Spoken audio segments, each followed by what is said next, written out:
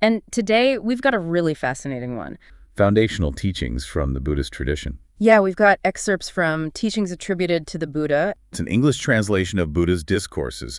Yeah, translated by Venerable Kiribathgoda Gnanananda Thero. Removal of the Dart of Sorrow. Right. It takes us back to ancient India, specifically. And the idea is to explore what it tells us about dealing with, well, grief and loss. It dives straight in, actually. We meet King Munda, and he is just consumed by grief after his Queen Pada, dies. Consumed is the right word. The text says he wasn't bathing, no perfumes, not eating. Yeah, completely neglecting himself and his duties as king. And really striking, he was fixated on the queen's body. He even wanted to preserve, didn't he, in like an oil-filled vessel. Exactly, indefinitely. It just shows the absolute depth of his sorrow, the kind of state we're going to be exploring. So a really powerful picture of being overwhelmed. And someone notices this, right? Yes, Becca, he's the treasurer minister. Yeah. He sees the king suffering and starts thinking, who could possibly reach him? Who could the king listen to? A crucial question in that state. And Pandai thinks of Arahant Narada Thero, an elder living in a monastery nearby, the Kukurama monastery. And this wasn't just any elder. The text really emphasizes his qualities. Oh, absolutely. Wise, eloquent, sharp intellect, learned, a skillful teacher of the Dharma, the core teachings, essentially. And more possessing auspicious insight, aged, and an arhat. Which signifies someone who's reached, well, the highest level of spiritual attainment in that tradition. So Padai thinks maybe, just maybe, listening to him could help the king remove this dart of sorrow. Okay, so Payak has this idea. He sees the king's pain and decides he needs to act. Right, so he goes to King Munda. Gently, I imagine. Seems so. He tells the king about Arahant Narada Thero, his reputation, his presence nearby, and he suggests, perhaps seeking his counsel could help. And how does the king react? Is he open to it? Well, yes and no. He immediately recognizes the Thero's high status. He knows who he is, but he hesitates. He brings up etiquette, saying a king shouldn't just show up unannounced to someone like that. Huh. That's actually quite interesting. Even in that depth of grief, the social rules still matter. It seems so. It adds a layer to his character, doesn't it? Definitely. So the king won't go directly. What happens then? Does Paya go? Exactly. Paya acts as the go-between. He goes to the Kukurama monastery himself, and he explains the situation to Narada Thero, the queen's death, the king's overwhelming grief, just lays it all out. And makes the request. Asks the elder to help. Yes, directly. He asked Narada Thero if he would preach the Dharma to the king, in a way specifically tailored to help him overcome this sorrow. And the Thero's response, is he immediately like, yes, bring him here? Not quite. It's more measured. He says, Pyaka, the king will know when it is the right time for something. The king will know when it is the right time. That's quite profound. It suggests readiness, doesn't it? Exactly. Like wisdom can't be forced. It needs the right conditions, the right timing for the person receiving it. So Payas takes this message back to the king. What happens? Does the king understand?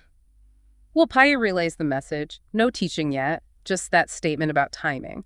And the king's reaction is interesting. Yeah. He doesn't seem put off. Instead, he orders magnificent vehicles to be prepared, like royal chariots. Okay, so that suggests he did understand something, or at least felt motivated to act. It seems like a shift, yeah. Maybe a spark of readiness, so he prepares to go. And he travels to the monastery. He does, with his full royal retinue in these Right. grand vehicles. But then there's another detail about respect. What's that? When he gets near the monastery, he gets out of the vehicle and walks the rest of the way. On foot, as a sign of respect. Precisely, showing his humility and reverence to Narada Thero. So now the stage is set. The king has shown respect. He's taken the initiative. Maybe he's ready. What does Narada Thero teach him? This is the core of it. The elder speaks about 5 unavoidable realities of life. 5 unavoidable realities. Okay. Things that no one, not humans, not gods, not demons, no one can escape. These are aging, Right. illness, Yep. death, Of course. decay, and destruction. The fundamental nature of things. The big, inescapable facts of existence. Exactly. And the crucial part of the teaching is how different people react to these realities. Ah, okay. He draws a contrast. Yes. Between what the text calls the uninstructed ordinary person and the well-instructed noble disciple. Got it. Uninstructed versus well-instructed.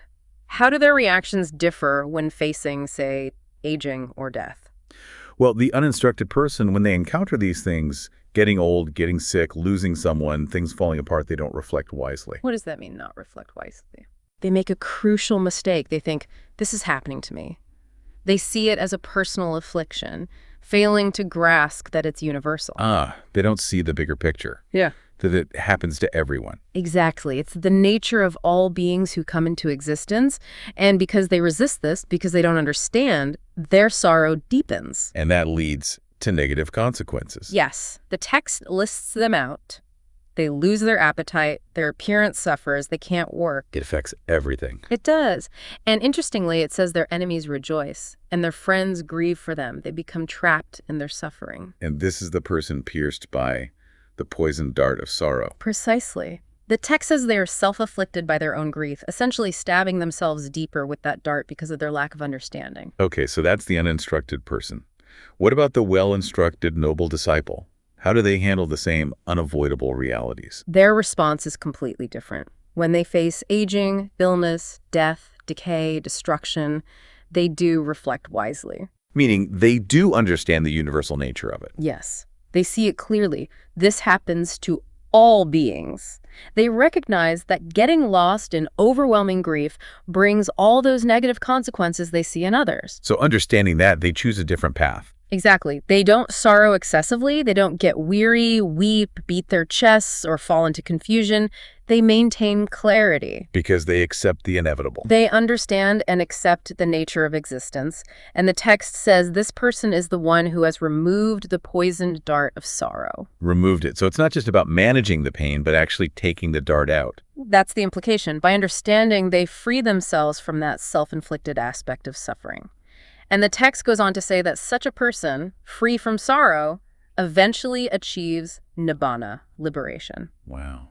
That's a powerful contrast. Are there verses that summarize this? Yes. There are 4 verses, Gatha, that capture the essence. Okay, what's the first one? It basically says, look, no good comes from sorrow and weeping. In fact, your enemies are happy to see you suffering like that. Ouch. That's blunt. What about the second? It flips it. The wise disciple who knows what's beneficial doesn't crumble in trouble, and their enemies are actually saddened because they see this person remaining steady, their face unchanged. Resilience. That's a strong image. Unchanging countenance. What's the third verse about? It gets practical. It says, if you can achieve some benefit in a bad situation through specific practices, good advice, giving traditional ways, then you should definitely try. Act where action helps. Okay, so it's not pure passivity. What if you can't change things? That's the 4th verse. If you realize a desired outcome is impossible to achieve by you or anyone else, then you endure without sorrow. By understanding karma, cause, and effect, and recognizing that lamenting the unchangeable is futile. It's about wise acceptance when action isn't possible. So understanding, acting where possible, accepting what's not, that's the core. That seems to be the heart of the teaching given to the king. And after hearing all this, what does King Munda say? He must have been impacted. Deeply. He asked Narada Thero, what is the name of this teaching? And the answer. Removal of the dart of sorrow. Removal of the dart of sorrow. And the king's reaction to hearing the name and the teaching. It's immediate. He says again and again, my dart of sorrow has been removed. Upon hearing this, my dart of sorrow is gone. Really? Just like that. He feels the shift. The text presents it as a profound moment of understanding and release for him. The teaching resonated deeply. And does his behavior change? Does he follow through? Yes, that's the crucial final part. It shows the practical impact. He gives orders for Queen Buddha's cremation. So no more preserving the body in oil. No, acceptance. And he orders a stupa, a memorial mound, to be built for her. A proper honoring, but moving forward. And personal. He declares that from that day on, he'll go back to taking care of himself, bathing, using perfumes, eating again. And his duties. Yes, and engaging in his duties as king. It's a complete turnaround, demonstrating that the understanding he gained actually led to healing and a return to life. What a powerful narrative. From complete despair to, well, acceptance and action. Exactly. So wrapping up this deep dive, the core insight really seems to be about confronting the reality of impermanence. That these big challenges, aging, illness, death, loss, they aren't personal attacks. They're just the way things are Yeah. for everyone. Right, and a lot of the suffering, the really sharp pain, comes not just from the loss itself, but from our resistance to that inevitable reality, from trying to hold on to things that by their nature can't be held forever. That's the self-inflicted dart. Which brings it right back to us, doesn't it? To you, listening. How often do we struggle when things change, when we lose something or someone? What are those darts of sorrow in our own lives? Where do we get pierced by resisting what is? Yeah, and this ancient story, this teaching, it really pushes us to think. How could truly, deeply acknowledging that everything is impermanent, how could that shift how we view loss? Could it help us navigate our own grief with maybe a bit more wisdom, more resilience? Maybe like King Munda eventually did. It's definitely something to reflect on how this very old wisdom might actually offer a practical path for us right here, right now, when we face life's inevitable sorrows.